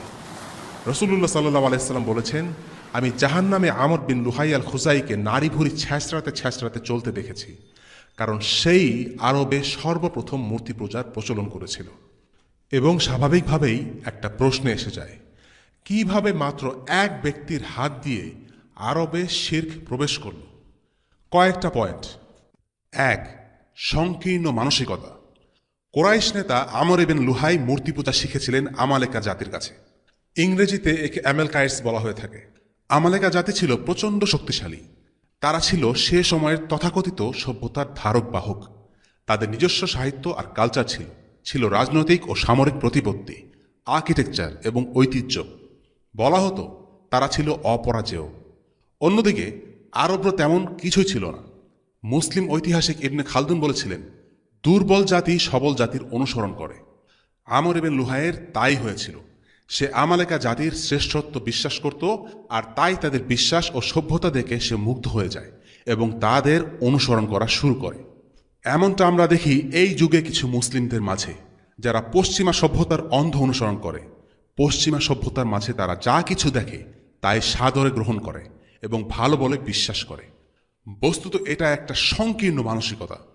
একটি জাতি সামরিক দিক দিয়ে শক্তিশালী হলেই যে তাদের আকীদা, বিশ্বাস, মূল্যবোধ আর রীতিনীতি ঠিক হবে, এমনটা ঠিক নয়। একজন মুসলিম ইসলামের আকীদা ও মূল্যবোধকে সব কিছুর উপর প্রাধান্য দেবে, যদিও বা সে দুর্বল বা শোষিত হয়। মুসলিম মর্যাদা ইসলামের মাঝে, কোরআন ও সুন্নাহ অনুসরণের মাঝে, অন্য জাতিকে কপি পেস্টের মাঝে নয়। 2. আমর ইবনে লুহাই যেন কেউ ছিল না। সে ছিল সমাজের নেতা, আর সাধারণ মানুষের প্রবৃত্তি হল নেতার অনুসরণ করা। বর্তমানে মুসলিম জাতির অধপতনের একটি কারণ হল মুসলিম দেশে এমন কিছু লোক নেতৃত্ব ও দিক নির্দেশনার পদে বসে আছে যারা বিশ্বাস করে সেকুলারিজম বা ধর্মনিরপেক্ষতায়। বুদ্ধিজীবী এবং নীতি নির্ধারক পদে যারা কাজ করছে তারা কেউই ইসলামের শ্রেষ্ঠত্বে বিশ্বাস করছে না, বরং তারা মনে করে মুসলিমদের এগিয়ে যেতে হলে পশ্চিমাদের দেয়া গণতন্ত্র, ব্যক্তি স্বাধীনতা আর পুঁজিবাদের মডেল অনুসরণ করতে হবে। গত 100 বছরে মুসলিম সমাজে যত সংস্কারকের আবির্ভাব ঘটেছে তাদের মধ্যে প্রায় সবাই পশ্চিমা আদর্শ লালন করে এবং তাদের দেয়া মূল্যবোধ অনুসরণ করতে মুসলিমদের শিক্ষা দিচ্ছে। এর সাথে যোগ হয়েছে আলিম সমাজের সাথে মুসলিমদের দূরত্ব, যে কারণে মুসলিমরা পশ্চিমা আদর্শ ও রীতিনীতির প্রতি এক ধরনের মুগ্ধতা অনুভব করে। আর সেই একই জিনিস আমরা দেখতে পাই আমর ইবনে লুহাইয়ের মাঝে। 3. অজ্ঞানতা। ইব্রাহিম এবং ইসমাইল আলাইহিসসালামের সাথে আমর ইবনে লুহাইয়ের দূরত্ব সময়ের হিসাবে প্রায় 2000 বছর। এই দীর্ঘ সময়ে মানুষের মধ্যে দ্বীন ও ইলমের চর্চায় আস্তে আস্তে ঘুণ ধরেছে, তাওহীদের বোধ ভোঁতা হয়ে গেছে, এবং এই কারণে আমর ইবনে লুহাই যখন মূর্তি নিয়ে আসলো তখন কেউই বুঝতে পারল না এই মূর্তি পূজার মাধ্যমে তারা আদি পিতা ইব্রাহিম আলাইহিসসালামের আদর্শ থেকে ছিটকে পড়েছে। আরবরা ইব্রাহিম আলাইহিসসালামকে আদি পিতা মনে করত ঠিকই, কিন্তু তার তাওহীদের আদর্শ থেকে তারা ছিল যোজন যোজন দূরে। যাই হোক, আমরা জানতে পারলাম আরবে কিভাবে এবং কেন শিরকের উৎপত্তি হয়েছিল। তবে এই সময়ের মধ্যেও আরও দুটি যে প্রধান ধর্ম আরবে প্রচলিত ছিল তা হলো খ্রিস্ট ধর্ম এবং ইহুদি ধর্ম। এদের ব্যাপারে কিছু জেনে নেওয়া যাক। ঈসা আলাইহিসসালাম ছিলেন আল্লাহ রসুল সাল্লাল্লাহু আলাইহি সাল্লামের আগে সর্বশেষ নবী। তিনি হলেন সেই নবী যাকে ঘিরে ইসলাম, খ্রিস্ট ধর্ম এবং ইহুদিবাদ এই তিনটি বড় ধর্মের মূল পার্থক্য রচিত হয়েছে। মুসলিম উম্মাহ হিসাবে আমাদের উচিত খ্রিস্ট ধর্মের ইতিহাস সম্পর্কে জানা, যেন আমাদের আগে সর্বশেষ উম্মাহ যে ভুলের কারণে পথভ্রষ্ট হয়েছে সেই একই ভুলে আমরা পা না দেই। ঈসা আলাইহিসসালামের মৃত্যুর পরই তার অনুসারীদের মধ্যে বিতর্ক সৃষ্টি হয়। কে ছিলেন ঈসা? কি ছিলেন ঈসা? কেউ কেউ বলতে লাগলো তিনি ছিলেন আল্লাহর সন্তান, কেউ বলতে লাগলো তিনি ছিলেন স্বয়ং আল্লাহ মানুষের বেশে মানুষের মাঝে এসেছেন। কেউ নিয়ে আসলো আরও আজব কিছু তত্ত্ব।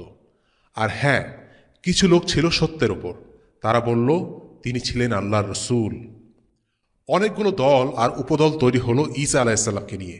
মোটা দাগে 2 ভাগে ঈসা আলাইহিসসালামের অনুসারীদের ভাগ করা যায়। এক দলকে ইংরেজিতে বলা হয় জুইশ খ্রিস্টিয়ান, যারা বিশ্বাস করত ঈসা ছিলেন একজন মানুষ, আল্লাহর রসূল। বাংলায় আমরা তাদের তাওহীদবাদী খ্রিস্টান বলতে পারি, কেননা তাদের বিশ্বাস আমাদের আকীদা বিশ্বাসের বেশ কাছে। আর আরেকটি দলকে ইংরেজিতে বলা হয় পলিন খ্রিস্টিয়ান বা যাজক পলের অনুসারী খ্রিস্টান। তারা বিশ্বাস করত ঈসা আলাইহিসসালাম ছিলেন আল্লাহর পুত্র। যাজক পল দাবি করত সে ছিল ঈসার অনুসারী। আসলে এটা ছিল মিথ্যা দাবি। সে নিজের মন গড়া কিছু বিশ্বাসকে খ্রিস্ট ধর্মের নামে চালিয়ে দিয়েছিল। ঈসা আলাইহিসসালাম যে শরীয়ত এনেছিলেন সে শরীয়তকে সে বাতিল করে দেয় এবং খ্রিস্ট ধর্মের মধ্যে শিরকি আকীদা প্রবেশ করায়। খ্রিস্ট ধর্মের অনুসারীরা ঈসা আলাইহিসসালামের মৃত্যুর পর প্রায় 300 বছর ধরে রোমান আর ইহুদিদের হাতে শোষিত ও নিগৃহীত হতে থাকে। আমরা জানি ইহুদিরা ঈসা আলাইহিসসালামকে নবী বলে স্বীকার করেনি, তারা খ্রিস্টানদের অপছন্দ করত। আর রোমানরা ছিল সে সময় পৌত্তলিক, তারা সে সময় মূর্তি পূজা করত। মূলত ঈসা আলাইহিসসালামকে অস্বীকার করেছিল প্রথমে ইহুদি আলিমরা, আর রোমানদের সাথে যোগসাজশ করে তাকে মিথ্যা অপবাদ দিয়ে অপরাধী সাজায় এবং তাকে ক্রুশবিদ্ধ করার ষড়যন্ত্র করে, কিন্তু সেটা সফল হয়নি। আল্লাহ তাআলা তার আগেই তাকে নিজের কাছে তুলে নেন। যাই হোক, 300 বছর ধরে খ্রিস্টানরা শোষিত হতে থাকে রোমানদের হাতে। তাদের কাউকে পুড়িয়ে মারা হতো, কাউকে সিংহের গর্তে ছুঁড়ে মারা হতো, কারো মাথাকে করাত দিয়ে দুভাগ করা হতো, কারো গায়ের উপর চালিয়ে দেয়া হতো লোহার চিরুনি। কিন্তু এক পর্যায়ে ঘটল এক অদ্ভুত ঘটনা। খোদ রোমান সম্রাট খ্রিস্টান হয়ে গেলেন। সেই রোমান সম্রাট কেন খ্রিস্টান হয়েছিলেন সেটা এখনও রহস্য। কেউ কেউ মনে করে তিনি রাজনৈতিক স্বার্থে খ্রিস্টান হয়েছিলেন। তিনি ভেবেছিলেন প্রজারা যদি খ্রিস্টান হয়ে যায় তাহলে তাদেরকে দাবিয়ে রাখা সহজ হবে, কেননা ঈসা আলাইহিসসালামের আনীত শরিয়া ছিল দুনিয়া বিমুখ। কেউ কেউ মনে করেন সেই সম্রাট সত্য ধর্ম ভেবে খ্রিস্ট ধর্ম গ্রহণ করেছিলেন। কারণ যাই হোক, সেই সম্রাটের খ্রিস্ট ধর্ম গ্রহণের ফলে খ্রিস্টানদের ভাগ্যের চাকা ঘুরে যায়। তারা সমাজে গ্রহণযোগ্যতা লাভ করে এবং নিরাপত্তা পায়। সেই রাজার নাম হল কনস্ট্যান্টিন। কিন্তু সমস্যা বাধে অন্য জায়গায়। সম্রাট কনস্ট্যান্টিন খ্রিস্ট ধর্মের বিকৃত ধারায় বিশ্বাস করেছিলেন, তাওহীদের ধারায় নয়। তিনি সেন্ট পলের বানানো খ্রিস্ট ধর্মে বিশ্বাস করেছিলেন, ঈসা আলাইহিসসালামের আনীত তাওহীদে নয়। আর তাই তিনি 325 খ্রিস্টাব্দে তিনি সর্বপ্রথম খ্রিস্ট ধর্মের অনুসারীদের নেতাদের ডেকে একটি কনফারেন্স ডাকেন। সেটি নাইসিয়ার কনফারেন্স বলে খ্যাত। সেই কনফারেন্সে তিনি পলিন ক্রিশ্চিয়ানিটি অর্থাৎ পলের মতবাদকে অফিসিয়ালি খ্রিস্ট ধর্ম হিসেবে ঘোষণা করেন, আর অন্য সব ধারাকে বাতিল হিসেবে ঘোষণা করেন। শুধু তাই নয়, অন্য ধারার খ্রিস্টানদের হত্যা করার হুমকি দেন যদি তারা পলের মতবাদে বিশ্বাস না করে।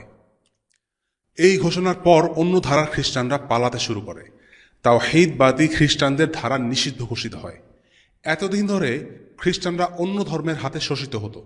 এখন পলের অনুসারী খ্রিস্টানরা তাওহীদবাদী খ্রিস্টানদের উপর অত্যাচার শুরু করে।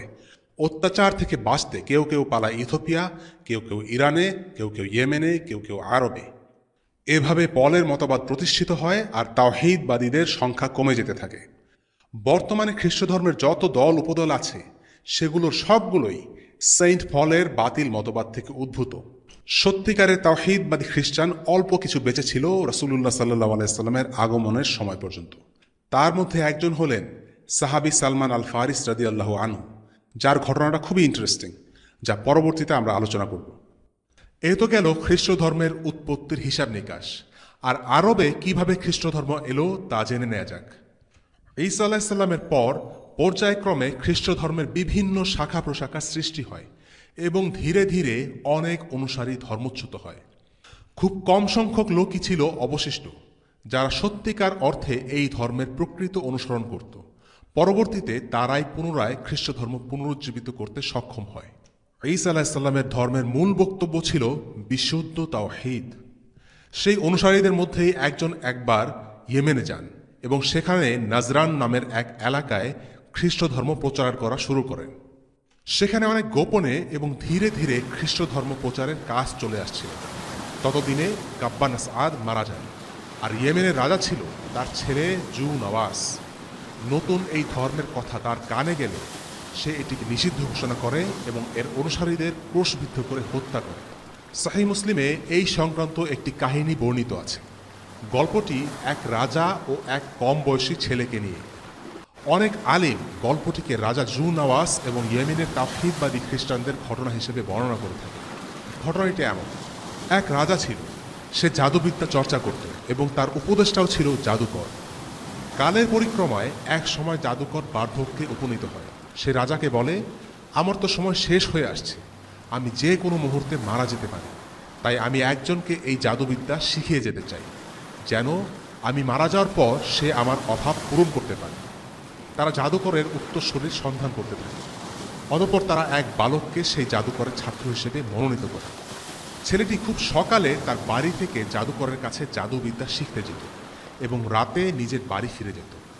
একদিনের ঘটনা, জাদুকরের বাড়ি যাওয়ার পথে সে দেখল একটি ইবাদতখানা। তার পাশ দিয়ে যাওয়ার সময় সেখানে প্রার্থনার আওয়াজ শুনতে পেত। ছেলেটির কাছে এই ইবাদত একটু অন্যরকম ছিল। সে ঠিক এই ধরনের ইবাদতের সাথে পরিচিত ছিল না। সে জায়গাটি ঘুরে দেখার সিদ্ধান্ত নিল। বস্তুত এটি ছিল তাওহীদের গির্জা। যেখানে ঈসা আলাইহিসসালামের আনিত সত্য ধর্মের দাওয়াত দেয়া হতো। সেখানে এক লোকের কাছে সে খ্রিস্টান ধর্মের ব্যাপারে জানতে পারল এবং তা তাকে অভিভূত করল। কিন্তু ওই সময় তার জাদুকরের কাছ থেকে জাদু শেখার কথা ছিল। ছেলেটি বুঝতে পারছিল না সে কি করবে, এখানে থাকবে নাকি জাদুকরের কাছে চলে যাবে। সে গির্জার ধর্মযাজককে জিজ্ঞাসা করলো এই ব্যাপারে তার কি করণীয়।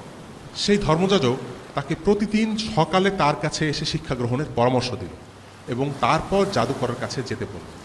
যদি জাদুকর দেরি করে আসার কারণ জিজ্ঞাসা করে তাহলে সে যেন বলে আমার পিতামাতার জন্য দেরি হয়েছে। তিনি তাকে আরও বললেন বাড়ি ফেরার আগে সে যেন আবার গির্জা হয়ে যায়।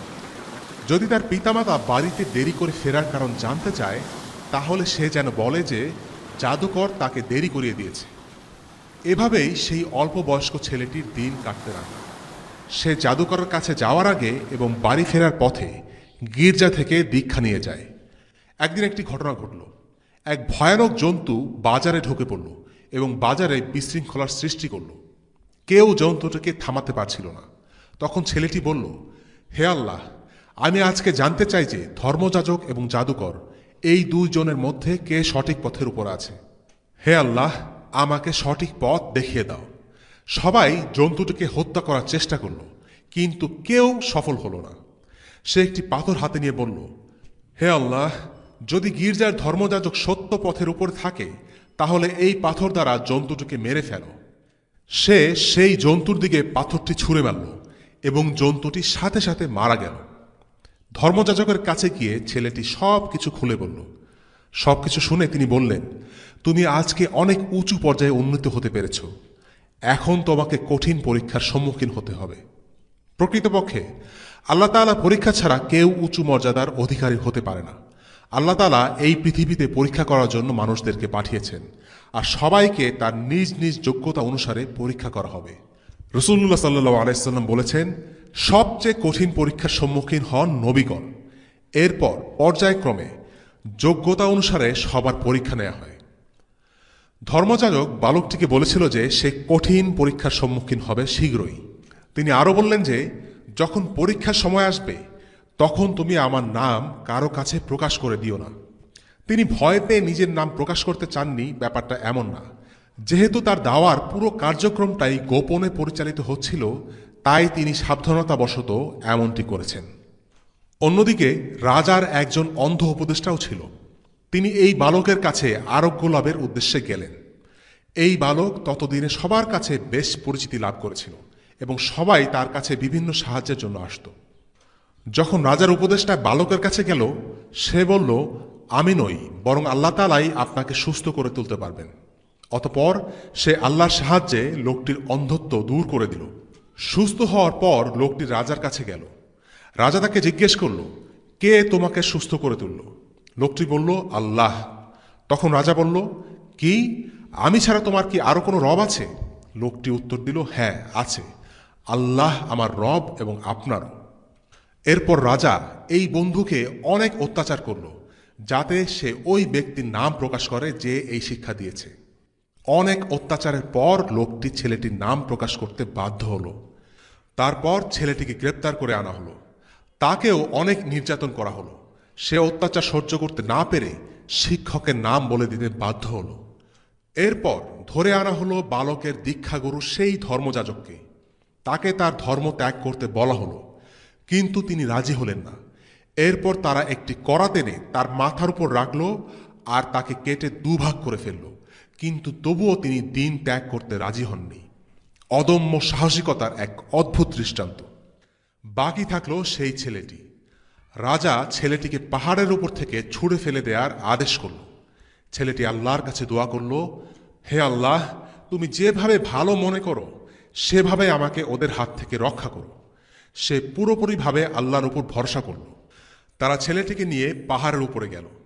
সেখানে পৌঁছানো মাত্রই পাহাড়টি কেঁপে উঠল এবং ছেলেটি ছাড়া বাকি সব সৈন্য পাহাড় থেকে পড়ে গেল। এরপর ছেলেটি রাজপ্রাসাদে ফিরে এলো। রাজা তখন আরেক সৈন্যদলকে আদেশ দিল যে তাকে যেন গভীর সমুদ্রে নিক্ষেপ করা হয়।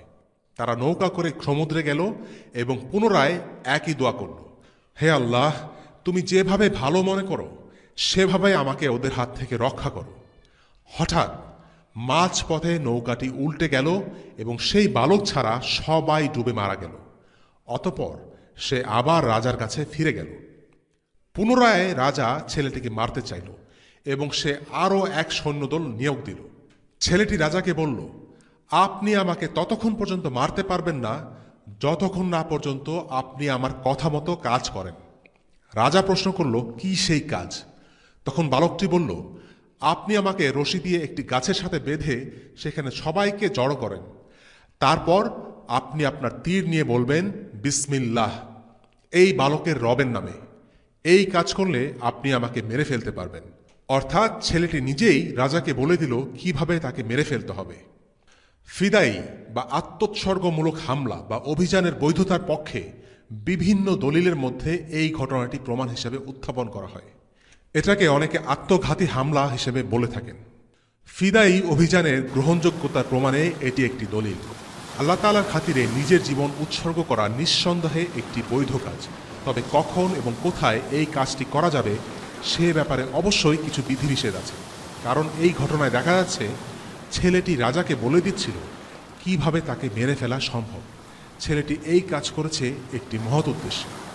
রাজা ছেলেটির বলে দেয়া পদ্ধতি অনুসরণ করল। বিসমিল্লাহ, এই ছেলের রবের নামে। এই কথা বলে জনসমক্ষে রাজা তার দিকে তীর নিক্ষেপ করল। তীরটি সরাসরি ছেলেটির মাথায় বিঁধে যায়, ফলে সে সাথে সাথে মারা যায়। এই ঘটনা দেখে ঘটনাস্থলের সবাই মুসলিম হয়ে যায়।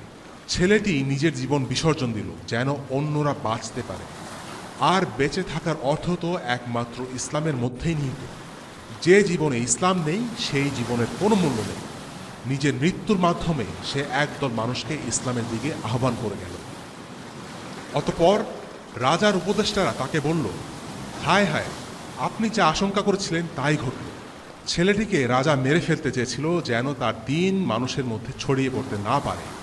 অথচ এখন সবাই ছেলেটিকে মারা যেতে দেখে মুসলিম হয়ে গেল। রাজার পরিকল্পনা পুরোপুরি ব্যর্থ হল।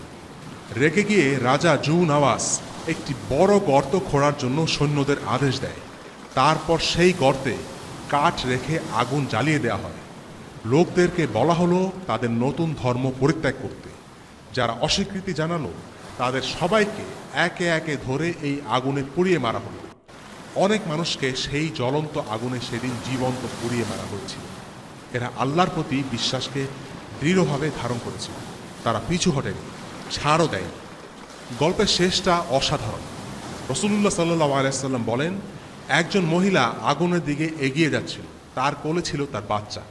বাচ্চাটির জন্য সে মুহূর্তের জন্য দ্বিধাগ্রস্ত হয়ে পড়ে। তখন সেই কোলের শিশুটি বলে ওঠে, মা, আপনি শান্ত হন, কারণ আপনি সত্যের পথে আছেন। আর এই কথা শুনে মহিলা নির্ভীক চিত্তে আগুনে ঝাঁপ দেন। রাসূলুল্লাহ সাল্লাল্লাহু আলাইহি ওয়াসাল্লাম আরও বলেন, 3 জন শিশু আছে যারা অলৌকিকভাবে শিশু বয়সে কথা বলে উঠেছিল। এই শিশুটি তাদেরই একজন। সূরা আল বুরুজে এই ঘটনাটা বর্ণিত আছে। তাদেরকে জীবন্ত আগুনে পুড়িয়ে ফেলা হয়েছিল, কিন্তু বস্তুত তারা মৃত্যুর মাধ্যমে নতুন জীবন লাভ করেছে। মনে হতে পারে যে এখানে রাজা বিজয়ী হয়েছে, কিন্তু আল্লাহ তাআলা বলছেন ভিন্ন কথা। তিনি বলেছেন, যালিকাল ফাউজুল কবীর, এটাই তো বিরাট সাফল্য। সূরা বুরুজ আয়াত 11। আল্লাহ তাআলা কেন এমন একদল মানুষকে বিজয় হিসেবে আখ্যায়িত করেছেন যারা আগুনে পুড়ে মারা গিয়েছে? প্রকৃত বিজয় দুনিয়াবী শক্তির বিজয় নয়, বরং প্রকৃত বিজয়ী তারাই যারা জীবনের শেষ মুহূর্ত পর্যন্ত সত্যের আদর্শের উপরে নিজ বিশ্বাসের উপর অটল থাকে। জান্নাতে প্রবেশ করতে পারাই হচ্ছে বিজয়। আর তাই শহীদরা অবশ্যই বিজয়ী, যদিও তারা অত্যাচার নির্যাতনের শিকার হন বা কষ্ট ভোগ করেন। সেদিন সব মুসলিমকে হত্যা করা হলেও তার মধ্যে একজন বেঁচে যান। তিনি রোমান সম্রাটের কাছে আশ্রয় গ্রহণ করেন, কারণ সেই সম্রাট ছিল খ্রিস্টান। খ্রিস্টানরা তৎকালীন সময়ে বিভিন্ন গোত্রে বিভক্ত ছিল, কেননা ততদিনে রোমান খ্রিস্টানরা ত্রিতত্ত্ববাদ ও ঈসা আলাইহিস সালামকে ঈশ্বর হিসাবে বিশ্বাস করতে শুরু করে, তাদের ধর্মকে বিকৃত করে ফেলে। এই কারণে বিভিন্ন ফেরকার উদ্ভব হয়। সেই বেঁচে যাওয়া মানুষটি রোমান সম্রাটের কাছে গিয়ে তাদের অবস্থার কথা বুঝিয়ে বললেন এবং রোমান সম্রাটের কাছে সাহায্য চাইলেন। রোমান সম্রাট তখন বলল, আমরা ইয়েমেন থেকে অনেক দূরে আছি, তবে আমরা যা করতে পারি, তোমাদের অবস্থার কথা জানিয়ে আবিসিনিয়ার নাজ্জাশীর কাছে সংবাদ পাঠাতে পারি। আশা করি সে তোমাদের সাহায্য করবে। তখন আবিসিনিয়ার নাজ্জাশীও খ্রিস্টান ছিলেন, তাই রোমান সম্রাট তার কাছে খবর পাঠালো। অতঃপর নাজ্জাশী তার সেনাপতি আরিয়াতের নেতৃত্বে একদল সৈন্য পাঠান। তারা ইয়েমেন আক্রমণ করে এবং জুনাওয়াসের সাথে যুদ্ধ করে। যুদ্ধে জুনাওয়াস পরাজিত হয় এবং লোহিত সাগরে ঝাঁপ দিয়ে আত্মহত্যা করে। ইয়েমেনের কিছু অংশে তখন আবিসিনিয়ার শাসন শুরু হয়। প্রতিশোধ নেয়ার উদ্দেশ্যে তারা এই আক্রমণ পরিচালনা করে, কারণ ইয়েমেনের ইহুদিরা খ্রিস্টানদের হত্যা করেছিল। আরিয়াত কিছুদিনের জন্য ইয়েমেন শাসন করে। এমন সময়ে আরিয়াতের এক সেনাপতি তার বিরুদ্ধে বিদ্রোহ করে বসে এবং এই বিদ্রোহের ফলে ইয়েমেনে বসবাসরত আবিসিনিয়ানরা দুই দলে বিভক্ত হয়ে যায়। একদল ছিল আরিয়াতের পক্ষে এবং অন্য দল ছিল বিদ্রোহী সেনাপতি আব্রাহার পক্ষে। দল দুটি পরস্পরের বিরুদ্ধে যুদ্ধে জড়িয়ে পড়ে।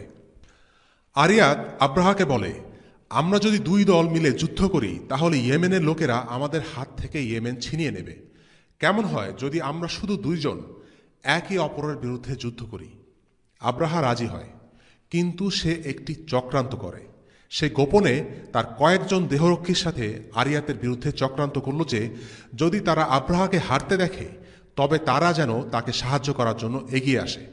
বর্ণনা মতে আরিয়াত ছিল লম্বা এবং সুঠাম দেহের অধিকারী, অন্যদিকে আব্রাহা ছিল খাটো এবং স্থূলকায়। তারা যখন একে অপরের বিরুদ্ধে যুদ্ধ করছিল তখন চারপাশে অনেক মানুষ যুদ্ধ দেখছিল। যুদ্ধের প্রথমেই আরিয়াত আব্রাহাকে আক্রমণ করে এবং এক পর্যায়ে তার নাক কেটে ফেলে। এমন অবস্থায় আব্রাহার একজন রক্ষী এগিয়ে এসে আরিয়াতকে মেরে ফেলে। এভাবেই আব্রাহা ইয়েমেনের শাসন ক্ষমতা দখল করে। এখন আসি ইহুদি মতবাদের প্রচলন সম্পর্কে। ইয়েমেনের রাজা কাব্বান আসআদ ব্যবসার উদ্দেশ্যে শামে গিয়েছিল। মদিনা অতিক্রম করার সময় সে তার ছেলেকে সেখানে রেখে যায়, যেন সে ফিরে আসার আগ পর্যন্ত তার ছেলে মদিনায় ব্যবসা চালিয়ে নিতে পারে। কিন্তু মদিনার কিছু লোক তার ছেলেকে মেরে ফেলে। মদিনায় ফিরে এসে সে তার ছেলের মৃত্যু সংবাদ পায়। এই সংবাদ শুনে মদিনাকে ধ্বংস করার সিদ্ধান্ত নেয়। তাই সে মদিনায় আক্রমণ করে। তার বিশাল সৈন্যবাহিনীকে মোকাবেলা করার মতো মদিনার তেমন কোনো শক্তি ছিল না। কাব্বান চাইলে মদিনাকে ধুলোয় মিশিয়ে দিতে পারত, কিন্তু হঠাৎ সে সময়ে মদিনায় দুজন ইয়াহুদি রাবির আগমন ঘটে। রোমানরা যখন জেরুসালেম দখল করে ইহুদিরা তখন বাস্তুহারা হয়ে যায়। তখন তাদের মধ্যে কেউ কেউ শেষ নবীর খোঁজে আরবে চলে আসে। তাদের ধর্মগ্রন্থে শেষ নবীর আগমনের কিছু লক্ষণ ছিল। তারা মদিনায় সেই লক্ষণগুলো দেখতে পায়, তাই তারা মদিনায় বসতি স্থাপন করে। সেখানে তারা বাস করত তিনটি গোত্র, বনু কাইনুকা, বনু নাজির এবং বনু কোরাইজা। ইহুদি রাবিরা কাব্বান আসআদের কাছে গিয়ে বলল, দেখুন, এই স্থানটি আল্লাহ তাআলা সুরক্ষিত করে রেখেছেন। যদি আপনি মদিনাকে ধ্বংস করার চেষ্টা করেন তবে আল্লাহ তাআলা আপনাকে ধ্বংস করে দেবেন। তারা এ কথা সে কথা বলে শেষ পর্যন্ত কাব্বানকে বোঝাতে সক্ষম হয় যে মদিনা আক্রমণ করলে কাব্বান ভুল করবে। তাদের কথায় কাব্বান এতটাই প্রভাবিত হয় যে শুধুমাত্র মদিনা আক্রমণ থেকেই ক্ষান্ত হয়নি, বরং তার ইহুদি ধর্ম ভালো লেগে যায় এবং সে ইহুদি ধর্ম গ্রহণ করার ইচ্ছা প্রকাশ করে। এরপর সে সেই রাবিদের ইয়েমেনে যাওয়ার জন্য অনুরোধ করে। তারা রাজি হয় এবং অবশেষে কাব্বান ইহুদি ধর্ম গ্রহণ করে। সেই সময় হাওয়াজিন এবং কোরাইশ গোত্রের মধ্যে বিরোধ চলছিল। হাওয়াজিন গোত্রের লোকেরা মক্কা ও কাব্বান আসআদের মধ্যে দ্বন্দ্ব সৃষ্টি করার প্রয়াস চালিয়ে আসছিল এবং তারা এই উদ্দেশ্য পূরণে সফল হয়। কাব্বান মক্কা আক্রমণের সিদ্ধান্ত নেয়। তখন ইহুদি রাবিরা আবার তাকে বলল যে আল্লাহ তাআলা মক্কাকেও সুরক্ষিত করে রেখেছেন, তাই মক্কায় আক্রমণ করার বদলে কাব্বানের মক্কায় যাওয়া উচিত এবং কাবা শরীফ তাওয়াফ করা উচিত। কাব্বান ইহুদি রাবিদের তার সাথে মক্কায় গিয়ে কাবা শরীফ তাওয়াফ করার জন্য অনুরোধ করে, কিন্তু তারা সেখানে যেতে অস্বীকৃতি জানায়, কারণ ইহুদি আলিমদের জন্য কাবা তাওয়াফ করা সমীচীন হবে না, কেননা কাবা মাটির তৈরি মূর্তি দ্বারা পরিবেষ্টিত। সুতরাং কাব্বান একা মক্কায় যায় এবং কাবা তাওয়াফ করে। কাব্বান সর্বপ্রথম কাবা শরীফকে চাদর দিয়ে আবৃত করে। সে প্রতি বছর একবার কাবার চাদর পরিবর্তন করত। পূর্বে তারা একটি চাদরের উপর আরেকটি চাদর বিছিয়ে দিত। তারা মনে করত যে কাবার চাদর অনেক পবিত্র, তাই এটা সরানো ঠিক হবে না। এই নিয়ম ততদিন বলবৎ থাকে যতদিন না পর্যন্ত অনেকগুলো চাদর কাবা শরীফের জন্য অতিরিক্ত ভারী হয়ে গিয়েছিল। অবশেষে তারা কাবার চাদর অপসারণের সিদ্ধান্ত নেয়। কাব্বান আসাদ ইহুদি রাবিদের নিয়ে ইয়েমেনে চলে যায় এবং সেখানে তাদেরকে ইহুদি মতবাদ প্রচারের সম্পূর্ণ স্বাধীনতা এবং উৎসাহ দেয়। বেশিরভাগ গোত্র এই মতবাদ গ্রহণ করে। সুতরাং তখনকার সময়ে দুই ধরনের ইহুদি ছিল। এক দল ছিল জাতিগতভাবে ইহুদি, এরা মূলত খায়বার ও মদিনায় বাস করত। আরেক দল ছিল বিশ্বাসগতভাবে ইহুদি, এরা জাতিগতভাবে আরব কিন্তু বিশ্বাসের দিক থেকে ইহুদি, এরা বসবাস করত ইয়েমেনে। এ থেকে বোঝা যায় এক সময় ইহুদিরা তাদের ধর্ম প্রচার করত, যা তারা এখন করে না। এভাবেই আরবে ইহুদি মতবাদের প্রসার ঘটেছিল। আজকের পর্বের আলোচনা আমরা এখানে ইতি টানতে চাই। আগামী পর্বে ইনশাআল্লাহ আব্রাহার ঘটনা দিয়ে রাসূলুল্লাহ সাল্লাল্লাহু আলাইহি ওয়াসাল্লামের জন্মের ইতিহাস শুরু হবে। ওয়াসাল্লাল্লাহু আলা সাইয়্যিদিনা মুহাম্মদ ওয়া আলা আলিহি ওয়াসহাবিহি ওয়াসাল্লাম। আলহামদুলিল্লাহি রাব্বিল আলামিন। আসসালামু আলাইকুম ওয়া রাহমাতুল্লাহি ওয়া বারাকাতুহু।